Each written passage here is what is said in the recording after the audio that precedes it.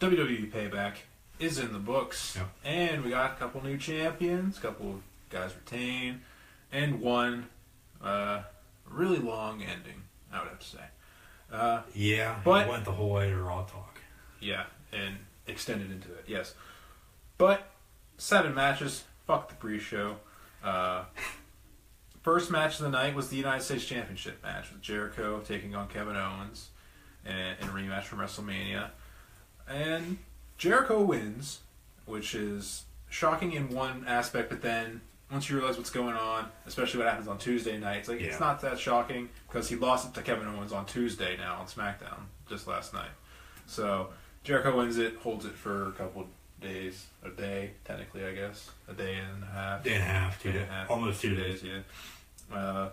But winning the match, good storytelling in the match, I have to say. The finger, which saves him at WrestleMania, triggers Jericho, beats the crap out of him, breaks his finger, kayfabe, whatever. Helps him win in a way, makes him tap out to the walls of Jericho. I feel like that is, and then he drops it, of course. I feel like that is to, well, obviously dropping it is because it's Fozzie's going on tour, but for a short time, he'll be back either next month or in July. And so they rid him off on SmackDown by having Owens destroy him. And when he does come back, I think they'll put him on SmackDown. Well, he is on SmackDown technically. And that's why. I feel like that's the reason why they made him win this match. Yeah. So when he does come back, he'll go to SmackDown. Yeah, so that puts him on SmackDown Live, so that he can be on SmackDown Live when he comes back. Also, the way they written him off to continue the feud with Kevin Owens as well. Second match then was actually a pretty good cruiserweight match. You don't say that. You haven't said that a lot too much, but Neville and Austin Aries put on a good match here. Neville retaining, not winning the match. Aries wins by DQ because Neville did some pretty good heel work, I have to say. He's about to tap out to the last chancery, but no, he grabs the ref, throws the ref, and the ref has to disqualify him because of it. Smart heel work right there. People didn't like it. Love Aries reacting to it, selling it, going crazy, like what, no, like absolutely great. I'm sure it'll lead to some sort of stipulation maybe down the line, possibly, as it typically does. I feel like the next time these two face, which they probably will, Aries will win the title, I think. He should have won it at WrestleMania, to be honest with you, but that's my opinion. Or maybe not, depends how they go with it. Because like I said, I like Neville with the title. He's having best run of his WWE career, probably, outside of NXT, I would say. Sure. Yeah, he was an NXT champion, and normally the NXT champions that get called up, other than Seth Rollins, they haven't done shit on the main roster. Well, I wouldn't say that 100%. I mean, Bo Dallas is one for sure. Well, I'm saying Big E is kind of one. I'm saying like the first NXT class to come up, first couple NXT champions. I know Kevin Owens, Finn, Finn Balor, Joe to an extent, Shinsuke now, but those are early yet. I'm saying the early NXT guys that have been up, they haven't done shit on the main roster. I mean, and now Neville, not like world champion or anything, but like, and now Neville, he's as you said, he's probably had the best run. I'd say main roster. Well, I don't know fully, but I would have to say Big E's definitely one that is very successful in a way. Well, yeah, because longest reigning tag champion, he was an Intercontinental champion with his heel run with Ziggler and AJ Lee. Yeah, CM Punk's wife. Or that might have been after, even, I don't remember exactly, but that was like 08, 09, 10, something like that. It's been a while. Yeah, that was a while ago when Ziggler was a heel with I guess it was with AJ for a time when he was Money in the Bank. Yeah, but nevertheless, he was basically the bodyguard. Yeah, he was that guy. But then tag team action as the Hardys retain their titles against Cesaro and Sheamus expectedly, but new wrinkle thrown into it as Cesaro and Sheamus turn heel, which is great. Sheamus is better as a heel, I feel, in a way. Beat the crap out of him, leading to possibly that with the new developments in that story going on. Heel Cesaro, I feel like, might be pretty good. Yeah. Especially he hasn't been one for a while. Last time he was when U.S. Championship, I think, back when he was with the Real Americans, Jack Swagger and Zeb Cole. And then he won the Andre the Giant Battle Royal. Yeah. So it's been a while for him. I think he'll be good as a heel. I think Cesaro, and like I said, Sheamus, I think is a better heel in a way. Anyway. Yeah. So good for that. Also shakes up the division because really only Gallows and Anderson are the only real heels as well that were doing anything. Yeah. So that also adds a little bit more depth to the division. Then, Women's Championship. Bayley taking on Alexa Bliss. Alexa Bliss wins and continuing a theme of the champion losing in their hometown because it was in San Jose and Bayley's from San Jose, of course. So continuing that theme of people losing or not winning the championship in their hometown for whatever reason, but Alexa Bliss winning is surprising in a way because like, I picked Bayley to win. I think everybody did. Yeah, mostly. But I'm happy about it because Alexa Bliss is great. I think she's I like both of these women, these divas, women, whatever you want to call them. And like I said last week, I had a tough time going back and forth, but I ended up picking Bayley just because it's hometown. It should have changed that up a little bit. But I do like Alexa more, and now with a win, she's the first ever woman in WWE history to have held the SmackDown Live Women's Championship and now the Raw Women's Championship. Yeah, and I mean, she really is probably one of the best on Raw as well because she's good in the ring and on the mic. Yeah, which is she's great. She's a great heel. Something you can't say about most of the women on Raw, especially the top ones. Bayley can't really talk for anything, I would have to say. Sasha has the same promo every time almost. That, and I think Sasha's time has run out. As a face, I would say. And they didn't. Well, she needs to turn. I think if they keep it going how it is, I think she's going to be the Roman Reigns of the women. Yeah. Just because. That was my comparison. Yeah. I made a comparison between some of them. I said Bayley was like a John Cena, in a way. Well, the colorful clothes, always going to be babyface probably, also. Which is great with the kids. One Bayley to Billy, you're dead type stuff. Yeah. Simple moveset in a way. Yeah, but Alexa has that mentality. She doesn't care. She's a great heel. But it's great for the company. And it's good that they put her on Raw because her time... I think the same thing would happen with her as what has happened with Sasha. It's going on for too long. So they make the move for Alexa to go from SmackDown Live to Monday Night Raw now, and it's turned out, and she won her first ever Raw Championship this past weekend. Yep. And then we had the House of Horrors match. Well, technically that happened, but it didn't finish until after. But so I'm going to start with Rollins and Joe. Okay. This is the next match that actually happened and finished because the House of Horrors started before this match, but finished after this match. So we'll get into that after this. But Rollins and Joe, Seth Rollins winning with a roll-up to help continue the feud, which they did again on Monday night, with Joe costing him a chance at the IC title. But Rollins, again, similar match to what he's been having. Opponent works the knee, but he still finds a way, in a way. So I think that knee is perfectly fine. There's having that go on a little bit longer. Yeah, really probably in a way. For the rest of his career, to be honest with you. Or at least for the next year, maybe two, just because he had, 2 major knee injuries. Especially with his feud with Joe, who caused it, obviously. So that, and with Joe being aligned with Hunter, Triple too. H, so it just makes sense. Yeah, it was a pretty good match though overall. Yeah. I mean, these two obviously together are going to put on a good match, probably 9 times out of 10 anyway. So hard pressed to have a bad match between those two. Yeah.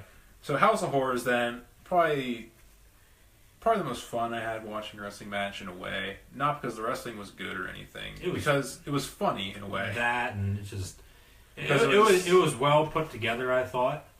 I don't think that. I think it was really weird. Well, it's Bray Wyatt though. The House of Horrors was just a house with a bunch of creepy stuff in it. It's actually located in Missouri, if you didn't know. Yeah. But it was just a house with a bunch of creepy stuff in it. It wasn't like a House of Horrors. It was just a normal house that looked like some white trash house. Yeah. Which technically I guess it is because it was in Missouri. Well, it's in Missouri and it's on the market. You'll go look on it. Go look at it on Zillow. It's listed as $36,000. So if you have $36,000, you'd think it'd be more. And you want to go buy the House of Horrors house that WWE uses for the match between Bray Wyatt and Randy Orton, it'd be worth more. You can go buy that house in Missouri, and it obviously was pre-taped too. No, yeah, definitely. If people haven't figured that out yet. Yeah, for sure. But it starts in the house, all this action in the house. Ends with Bray Wyatt dropping a fridge on Randy, which you can clearly see Randy. He wasn't laying there. Yeah, I know. When the fridge falls over, I know. Yeah, that's why they didn't have the camera go over there. Yeah, I mean, it didn't even make sense either with just the shot of the fridge laying on the ground because it's lying flat. First of all, if it's on him, it's not going to be lying flat. Secondly, when you see Randy's legs from the fridge, so like it was really dumb. Like the angles were weird. Again, like so many camera angles in what's supposed to be this like, oh, he's just showing up to a house. It's like that WWE thing. It's like, this is so fake. Yeah. Like it's blatantly that way, but we know what it is. But Bray Wyatt winning in the ring because it had to start out there, but then come back to the ring, which I thought was weird in a way. But he got help from somebody though too. Yeah, he got help from Jinder Mahal, which is good. It helps establish Mahal better as a heel with the attack Orton with the title that he stole on SmackDown the previous week. And he ended up giving back to Shane McMahon last night. If you didn't watch SmackDown. Yeah. So, which doesn't help Wyatt out in a way because he needed help from somebody, which has really been his entire WWE career anytime he wins. Well, that and now Bray's on Raw and Randy's still on SmackDown, so... Yeah. But he needed to win in a way. Basically, they just split up. But he needed a win. Yeah.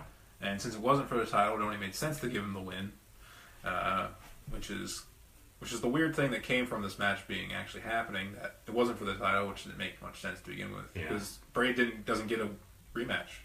He's never never going to get that rematch unless he comes back to SmackDown Live. Well, that and, he could potentially go up against Lesnar, I think, for the Universal title sometime by the end of the year. Because, like I said last week, they should do Roman and Lesnar at SummerSlam, but they won't. They're going to do it at WrestleMania. They're going to do Brock and Strowman at SummerSlam, I'm hearing. More than likely, but they could also do Finn and Lesnar at SummerSlam. So we'll have to see how that all plays out, but I think Bray Wyatt does get some title shot. I mean, he interfered also, as Samoa Joe did in the Intercontinental number one contenders match on Monday Night Raw in the main event. So they could get him involved with that, but we'll have to see. Yeah, then you had the main event, which we both thought would be the main event. Braun Strowman, Roman Reigns. After you said it, I didn't think that. But Braun Strowman, Roman Reigns. Roman, first time he's seen him since being destroyed by Strowman backstage a couple weeks ago. Still selling the injuries, has the tape, he's taped up all over, and that's his excuse for why he loses this match, essentially. He could have come back a little bit earlier, like say last week on Raw, but his brother also passed away, so I think they just officially agreed to just keep him off TV, but that could have been a plan from the start. Yeah. But Strowman winning, destroying Roman Reigns, and then after the match, destroying him even further with steel steps. Roman's coughing up blood, and then he's up to the back. He doesn't want to be put on a stretcher again, probably because of PTSD, but because of what happened last time. That's what I was saying. I'm like, don't put him on the stretcher. You don't remember what happened last time? And then you had the callback as Raw Talk begins. The callback, Roman Reigns is about to get put into an ambulance, but I'm not finished with you again. But this time, the crowd didn't go nuts this time, but it was still funny. But this time, Roman sidesteps him. Braun runs into the ambulance door, rips it off due to that, and then Roman gets it was probably loosened up right before that. A little bit. Who knows? Maybe it wasn't because who knows? A giant Braun Strowman running towards it could have been enough. Yeah, full speed. Yeah, potentially. Yeah. But then Roman gets the upper hand this time at the end of the show. Still gets the upper hand at the end of the show. At the end of the day.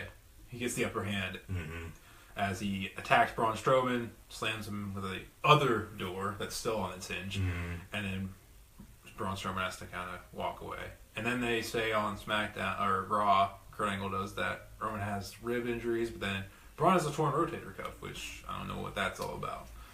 Well, he had a damn ambulance door at full speed, so that could be why. Yeah, I'm probably gonna have to say it's probably just kind of like just an added thing to them. Oh, they're just killing each other. Yeah. They both injured each other. You see it all the time. I'm sure this might lead... this has got to lead to like an ambulance match or something at Great Balls of Fire. Well... Which is just the worst pay-per-view name of all time. Well... Put it on the list. No, it'd be at Extreme Rules. Extreme Rules. Because that's not the next one. You got Backlash coming up, and then you got Extreme Rules, and then you have Money in the Bank. I thought Extreme Rules was next. Yeah, Money in the Bank is a SmackDown. So you got Backlash, which is a SmackDown next. And then you got Extreme Rules, which is Raw. Yeah, it'll be which is in Baltimore on June 4th, and then they come to Wilkes-Barre on the 5th of June for Monday Night Raw, and then Money in the Bank is the middle of June, and then you got the newly named, formerly bad blood, I guess you could say, or this could be a new pay-per-view in general for the WWE, Great Balls of Fire.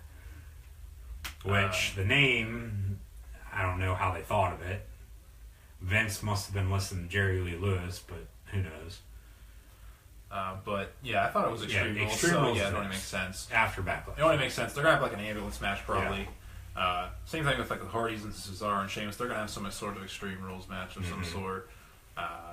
Who knows what will happen in that match?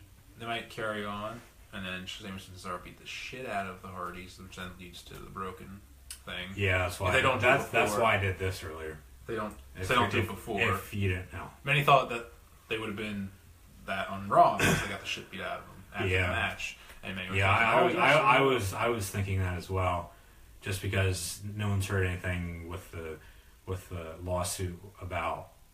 I don't even know if it's a lawsuit, but with the thing with TNA still having the broken gimmick and WWE still trying to get nothing it and stuff like fully confirmed. I don't think. Yeah, but the reports have been saying that WWE's going to buy it. Yeah, essentially. So. I guess which could be good for TNA because then they could use that money to pay off their debt and pay their wrestlers. Yeah, pay their wrestlers on time and everything else that they do wrong. Yeah, but I thought Payback was good. It was pretty good. It could have been a little bit better, but in some portions, you know, there's always that. There's always that part that could be better in everything. Like, there was a lot of good stuff, like. The whole Neville thing was good. Cesaro and Sheamus turning heel was fantastic. I like that. Smart. Cesaro or whatever they call him. If that was the whole idea, Jericho winning so they can be on SmackDown in the end, that's smart in a sense. Mm-hmm. The main thing I have to say is that the biggest blemish on this whole thing is that the House of Horrors could have been way better, I think. It felt really comical and really cheesy. Not cheesy's probably the right word. Especially with like all the imagery and stuff that they had in the promo packages and stuff. Yeah. Leading up, it's like this is bullcrap. This is nothing. This is they could have done something like the Wyatt family compound that they did last summer with the New Day. I think they could have added a little bit more gross shit. They could have done it outside a little bit more, but as you said, the house is in Missouri. It's in a damn neighborhood for God's sakes. Yeah. At night. Neighbors are going to be wondering, what the hell are these guys doing? Well, WWE probably obviously told them beforehand, this is what's going on. So you can stay here and watch it if you want to. We probably don't want you to, but that's probably why they didn't fight outside a lot. They just had the Bray. That's why they just have Randy walk in and then Bray at the end before they go back to the arena. Before we go on the Seth Rollins Samoa Joe match, they just have Bray doing follow the buzzards thing in the grass. Yeah. So... Yeah, changing the lights on the outside. Yeah. What a power from blue to red. Both colors of SmackDown 5 Monday Night Raw. Payback. I thought it could have been a little bit better, but as I said, I feel like there's a little bit of better in everything. This House of Horrors gimmick match was not fitted for this era of WWE for sure. Well, the PG era House of Horrors match doesn't really fit. If it was. You can imagine what this match. This would have been creepy as fuck if it was like Attitude Era, because they would have had a lot more crazier shit going on. Yeah. They would have had like maggots and shit or something crawling around. Well, look at WrestleMania. They had the screen of like. And it was just a screen. It wasn't anything real. If it was real, that'd be better. But because that'd be more of a House of Horrors, and they not just some dolls hanging from a fucking ceiling, or some twigs stuck into like a pyramid shape with a doll on top, with deer antlers and deer horns, not on some like mud on a refrigerator, saying we're here. And a lot of people would say though it would be going over the line and be going over a lot of boundaries. But the thing I don't understand is WWE has the network. They can do whatever the hell they want on there. Yeah. And we've seen in the past couple of months, they're saying a lot of stuff on there that you would never think they would say again on TV. That USA would never allow them to say again. But they have, and I mean, it was good. It could have been better, though. So I'll finish with that. All right. That was WWE Payback. Yeah. I mean, both of us in agreement. Good. There's some things that could have been a little bit better, especially the House of Horrors, I think we're in agreement on, especially considering how big of a match it was. Yeah, and the thing with thing with the House of Horrors match, when they announced it, WWE didn't even know what the hell they were going to do. You know, they just announced it, and then they don't put the title on the line for it because they have the Superstar shakeup. Now, if they would have had the shakeup like now, or have a draft now or something like that, it would have been better. Because then you put the title back on Bray, or you keep the title on Orton, but it is what it is. Yeah, but nevertheless, that'll about do it here on the wrestling portion. The last one, especially if you watched the first one, you know this. Yeah, just long story short, so you don't have to say it again. Yeah. Just go watch the end of episode 55. That's go to the end of episode 55 and watch it, okay? Yeah. And you'll get the gist of everything we said. So you'll get the full details, but long story short, split up in a way. We're going to be doing it individually now, our own selves, our own things. Due to conflicts. Yeah, due to some conflicts. But WWE will both do the same stuff. We'll predict the pay-per-views. Yeah. And probably maybe both review the pay-per-views in our own eyes then. Yeah. Because, that's easily enough to do. Plus, it gets both of our viewpoints out there as well. Yeah, and maybe you can do it with Carrie. Yeah, I could even get Carrie in here as well, possibly, if you want to do that. And shout out to Kenny Wagner. If you want to do wrestling with me as well, I'll talk to you about it a little bit later on tonight. If you want to, preview some WWE and review some WWE with me, I don't have a problem with it.